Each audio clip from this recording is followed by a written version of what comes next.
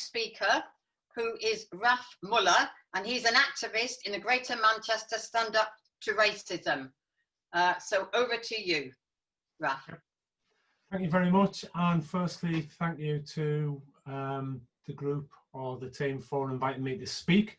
A little bit last minute, so you'll see how well prepared I am. It's been very interesting. So I do some work with Greater Manchester Stand Up to Racism. Greater Manchester Stand Up to Racism has been incredibly busy over the last 6 months, 10 months in particular. Obviously with the killing of George Floyd and the uprising and interest in matters to do with race that's really ran across the media, across the whole of society for at least a couple of months. There's been a lot of work to do. But I just want to, if I can squeeze it all in quickly, just looking back at the last 10 months or so, in one sense it looked like the world was turned upside down. You know, we had Tory chancellors doling out money hand over fist.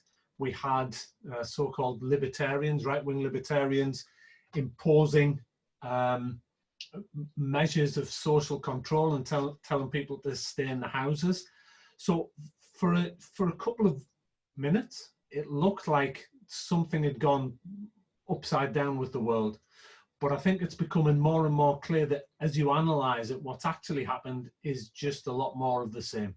So the Tories that were doling out money have really been handing out money to private companies to enrich their mates, their friends, their shareholders, their own best interests.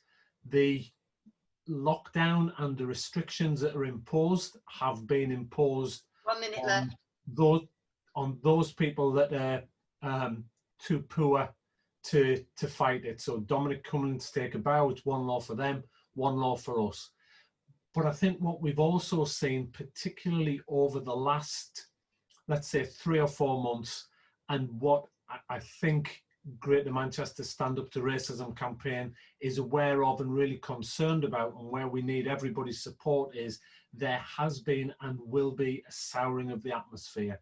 You know, the solidarity that we saw from across the political spectrum, not across the political spectrum, but across the country at the start of COVID, where NHS workers were heroes, frontline workers were heroes, many of those are black people. We were heroes, okay, for the first 3 months. That mood music has changed, and we've seen scapegoating of asylum seekers, and that issue being brought to the front as if it is a major threat to the country. We've seen the press go into overdrive once the statues started coming down, and we've seen a significant campaign against the notion of Black Lives Matter, against those people campaigning.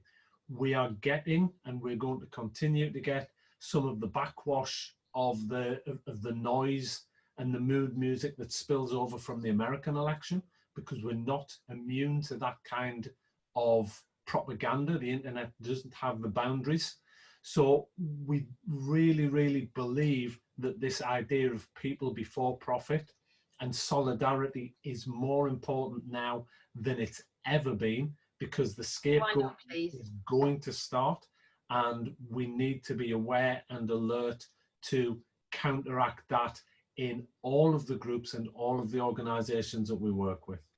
Okay, thank you. Thank you very much, Raf. That was great. And I'd just like to add to that is that there's a Stand Up to Racism. Manchester's got a book coming out. It's in the chat. You can look in that. There are the details there.